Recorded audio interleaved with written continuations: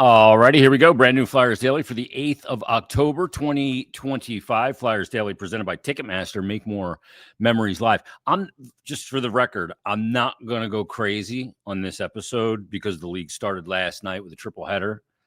I'm thrilled the game is back and I love it and watching the games and everything and great to see hockey that matters again. But really, it starts tomorrow. It starts tomorrow night for the Flyers. So that's the deal. Tomorrow we'll have Bobby Brink on the podcast. Today, in just a couple of moments, you're going to hear a really cool conversation that I had with Flyers winger Garnet Hathaway. I know I said that I was going to have Danny Briere and I was going to have Keith Jones and Rick Tocchet this week, but some things got messed up that I'm not too pleased about. But I'm not going to go into that here. That's not for public consumption.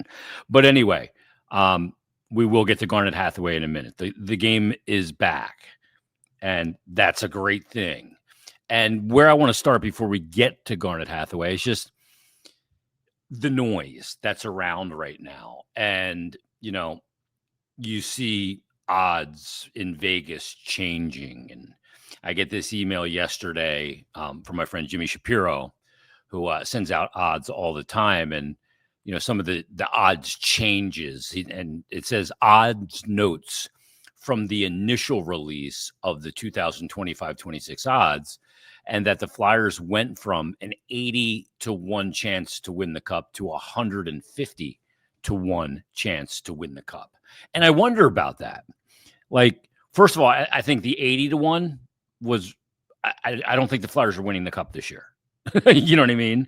So does 80-1 mean anything really different than 150-1?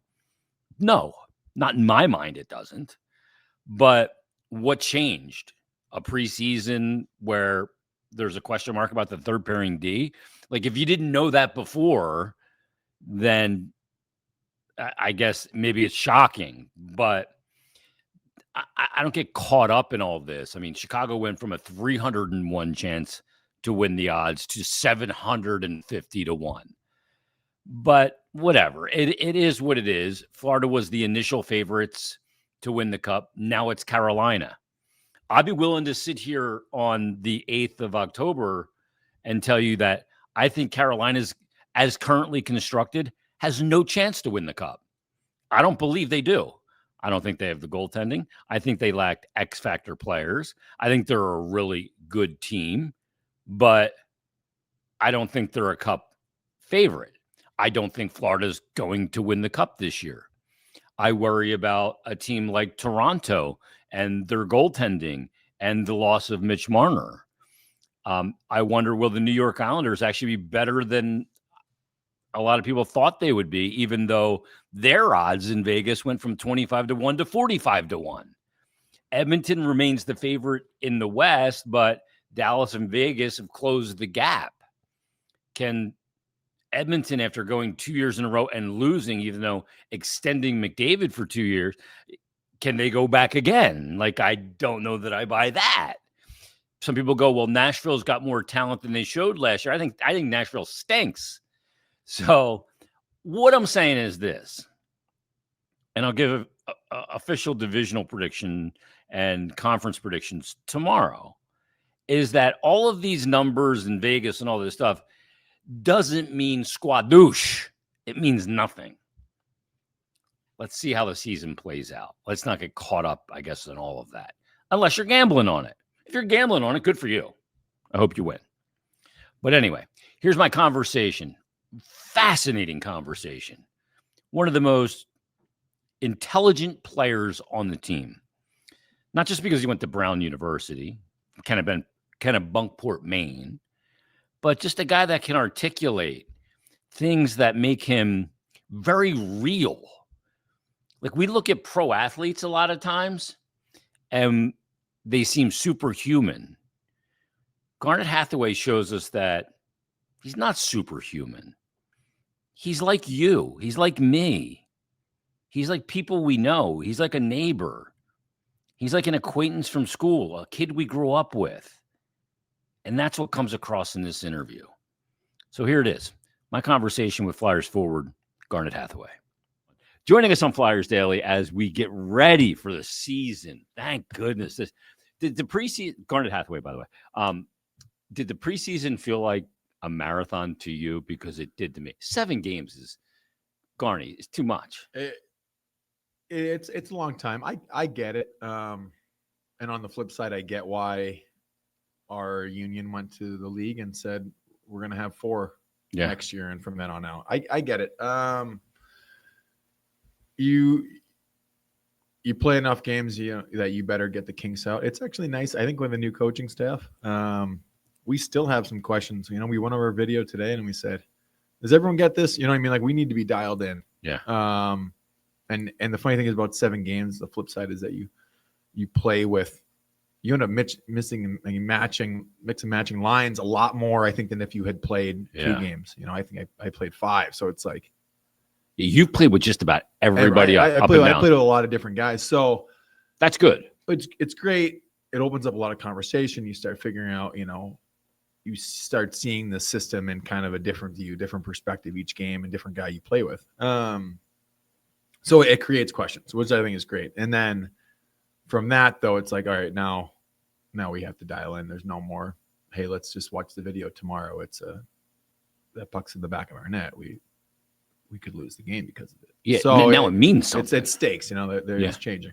And it's also hard kind of to get your arms around having so many people here for so long because the preseason is long. I mean, you basically have 2.5 full teams here for over a week. Yeah, I think it's a testament to the staff we have here on how smoothly it seemed to go from a player's perspective. Yeah.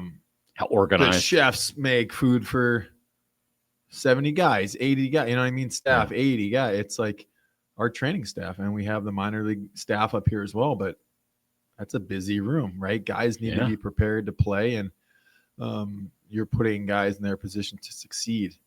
The training staff, the gym, like the strength coaches, like it's a lot going on, but from my side, it seemed to run smoothly, but those behind the door meetings that, they've probably been planning since development camp. Like that's why it went so smoothly.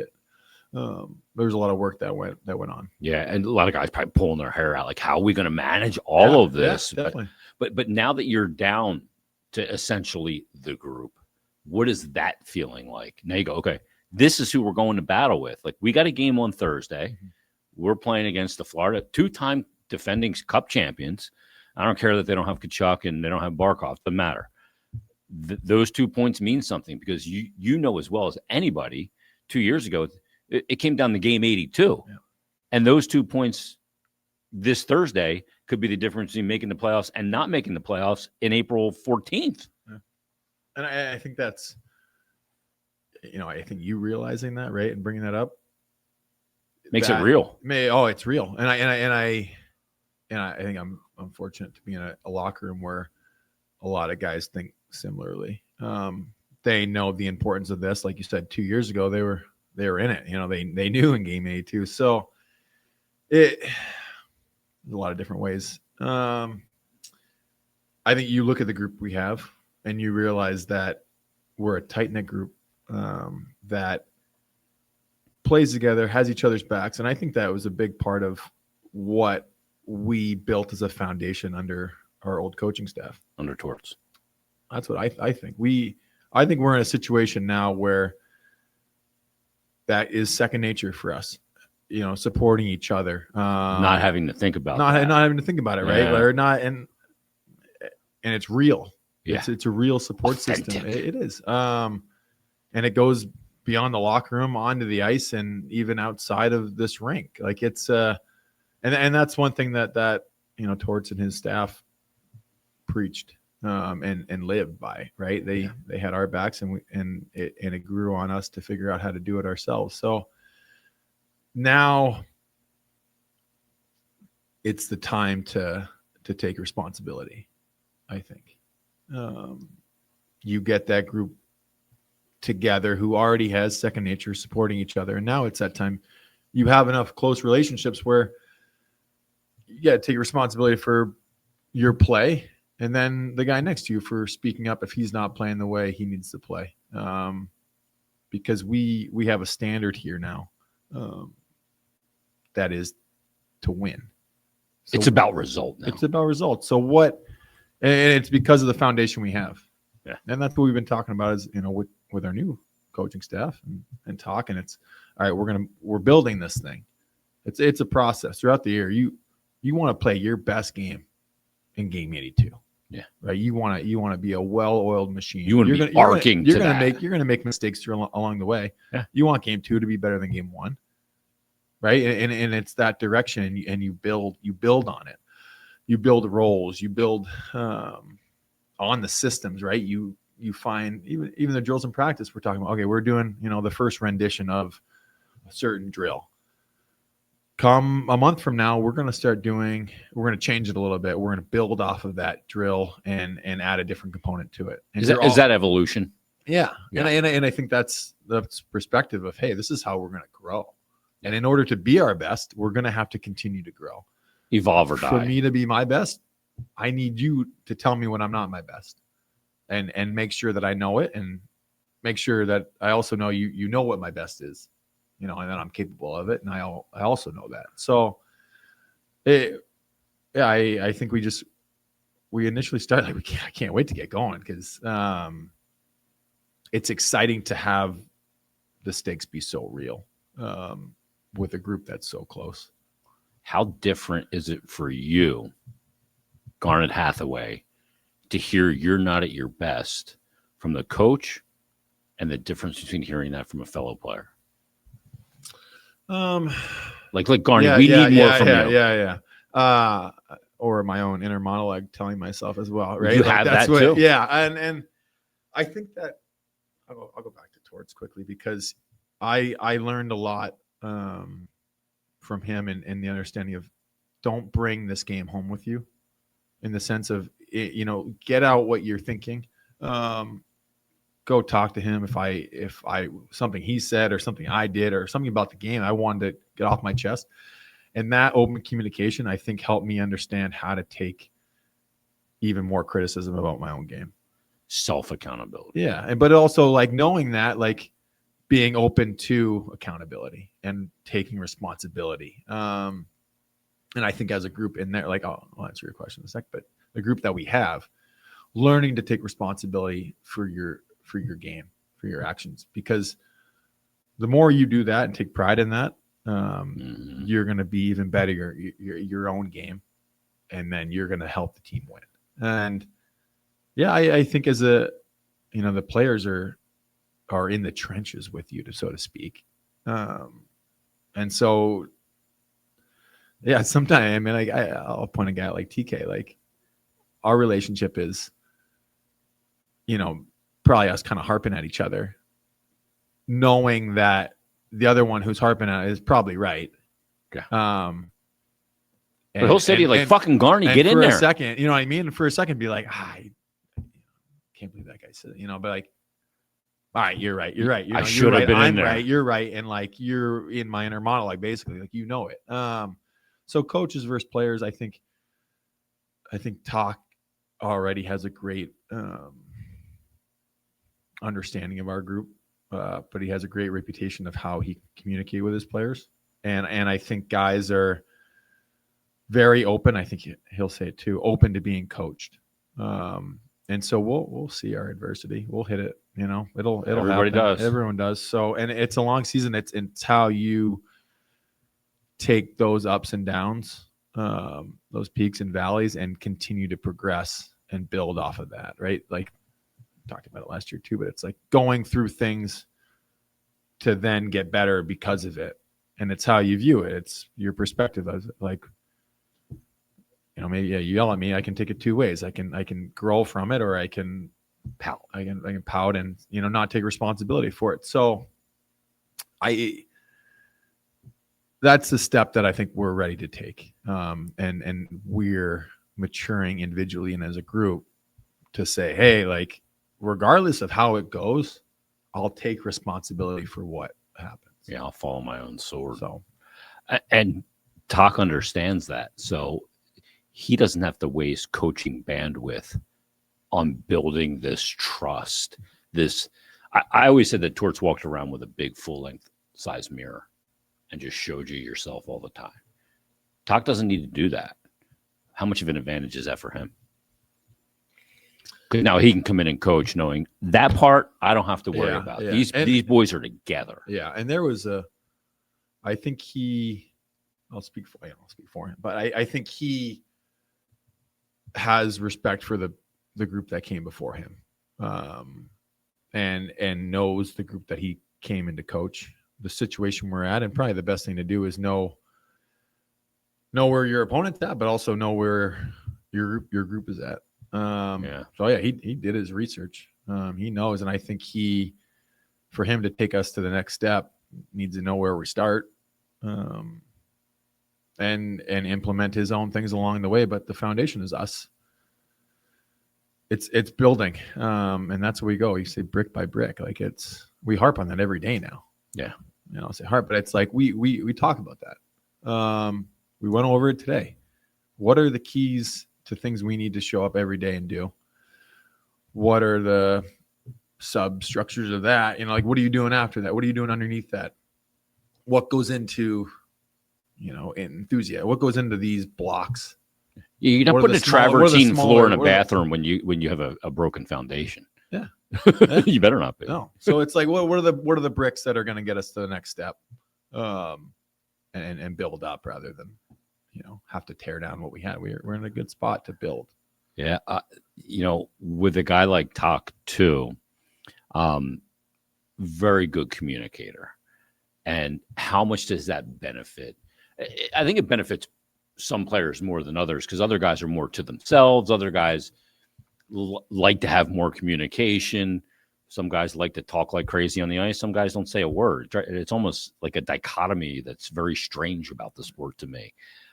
But for you, having that kind of coach that you can walk in and you two may have it out at some points. He may say, Garnet, I need you to go to that blue paint every time, not 98% of the time, every time. How does that go for you? I think we'll see too, right? Like that's going to evolve. I think so, and not just him, but his whole staff, and that's what I think us as players have a lot of respect for Chalk, with how he approaches his staff that he works with, and just the humbleness of saying, hey, like, this guy is really good at this. I might not be able to answer your question, but that's why I brought this guy in, because he can help you with this. Yeah. And he'll give you a really good answer. And if you want to learn, he'll teach it to you. Knowing what you don't know is as important as anything. It might be the smartest thing to know, right? Like, so I'm excited, and I think we continue to say, or here, I guess, we want to be coached, in the sense of we want to take that next step. I mean, you can't force guys to want to learn or get better. So to have that attribute, let's take advantage of it. What's it been like for you, for the group, to have some new faces around? And like I bring up Zegras, and I bring him up for obvious reasons. There's a ton of skill there. I've always said there's been a ton of sizzle to his game. I need more steak. Mm-hmm. He had some steak for a couple of years. He's had a couple of down years, injuries, the whole thing. But getting traded at 24 across the country to a place he's comfortable, because he's got some friends here, and he's already said he feels like he's been here his whole life. Adding that dynamic, what has that been like? Because you had that group last year that built this thing, mm-hmm. but now you got this new thing that's evolving. Yeah, I think that the turnover in this league is already pretty wild. Just from year to year, I've been in organizations for multiple years where the next year looks nothing like the previous year. Look at Washington last year. Yeah. I mean, seriously, and second best record in the league. But then you look at our team, and you talk about how close we were as a group, and then we move on from Lottie, from Beezer, from EJ, from Frosty, from Pales. How do you keep that group together? It's like, those are important pieces. So that's a huge dynamic change. Yeah, right. And that's the turnover. It's like, how can a guy feel comfortable coming into a group that seems like it got kind of split up? It's like, you go back on that foundation of what you had. Yeah. And see, I get it for, proximity at home. Like I've been a free agent and I ended up signing in a region close to where I grew up, in the same time zone. And it's nice that my parents are in the same time zone. When I after post game, when if I'm ever talking to them or like trying to organize things, it's not 2:30 a.m. Like maybe. and for Z, I think that I hope for his own sake, I think that might make a difference. I mean, he drove to the draft party with his mom. Yeah, right. Like having friends here might make a difference. Like understanding the travel, like knowing the travel, knowing it's short travel. Right? You just understanding a little bit about it, and it's something I talked to my wife about too. It's like I'm lucky to have coworkers like I have. Yeah, they're coworkers. You talk about how different personalities we have, and it's like anyone like working their job and thinking about their coworkers, you're like, I'm not the exact same. I don't see the game the same way. I don't think the same way. I don't talk as much as them or talk less than them. So yeah, you get guys together that find ways to be themselves and to communicate, and you get a coaching staff that for them, it's I don't know how they do it, but to understand the ins and outs of each player and what motivates them. What's the motivating factor? Do you like getting yelled at? Do you have to bring you into the side? Would you rather me yell at you or tap you on the head? Like what works for you? Yeah, love or hugs. And would you rather be more feared or loved? And it's like, I felt like something changed. I think this changed in the 90s, and maybe this is me. I'm 53, but I felt like it went from when you weren't good, it was scream, scream, scream. And then it went from when you weren't good, it was hugs. When you were good, it was scream, scream, scream to not let off the gas. Right. That's I think that's hug when you struggle, yell when you're good. It might be like I just think as a coaching staff, you need to figure that out for different guys. And some guys will come to you, I think, and other guys you might need to go to them. Yeah. But how can you find a guy? How can you help a guy play? And that's, I think, probably a better way to say it is this staff wants to maximize each player's individual skill. And that's what they want to do, and they're working towards that. And I think that's the building blocks to get there. And we want to maximize as individual players what we can do. Your job, my job. I want to get the very most out of my God-given talent each and every day. Yeah. I don't think I thought I was going to be playing in this league for this long. Who knew? You're loving it. But it's like I want to keep getting better, and we got a coaching staff that is very focused on that. And I think with the foundation we have from the previous staff, I think we're set to make strides. I only have like two more questions for you. You're wearing a Phillies spring training hat. First of all, it's a great hat. Second of all, I walked out of the stadium the other night from the preseason game, and the parking guy at the Pen said, "Hey, you're going to be here Saturday. It's going to be crazy because they moved the game up because the Phillies are playing that night." And after he said that, I'm walking to my car and I look over at Citizens Bank Park, and it's like kind of lit up. There's no game. Yeah, it was Thursday. Yeah. So I look over and I see this ballpark. I'm just thinking, wow, what's going to go on there on Saturday night? You know what I mean? Like that place is crazy, right? And then I look to my right and I see Lincoln Financial Field, and I go, boy, the NFC's got to go through that building and this fan base every year to get to a Super Bowl. They went there last year and they won a Super Bowl. And I'm looking at these two buildings and I'm going, God damn, I'm jealous. I want that in that building. Because I've been here my whole life. Like we took it for granted for years. It was always there. Watching hockey in shorts. People outside playing cornhole when you guys were pulling up to come to the game. You know what I mean? Like, and I thought to myself, boy, is jealousy like a good thing to have? But I got it. Like, you see what this city's like. Yeah. You want to be a part of that party, don't you? I was at the Phillies game on Saturday. How crazy was it? First, it was atmosphere. It's awesome. It's great. They didn't win. but no, the atmosphere, there's a and vibe. there's a vibe, and there's yeah, it was tough. I was really fortunate. I was in the playoffs for 5 years in a row. I lost in the first round every single year. I've never been in the second round. It's killing me. But it's so fun. And you said, like, It's crazy. I in the moment, I told him I don't take it for granted. You can't. You have to live in the moment, especially when you're in it. But God, it hurts when you're not in it. It really does. You see what those other cities are doing, and then you see what your own city, like it's going to be special when the Flyers are in the playoffs. Yeah. And I am. I don't know what I'm going to say, but I'd be damned if so I'm not, damn ready for it. I'm not. If I'm not here for it,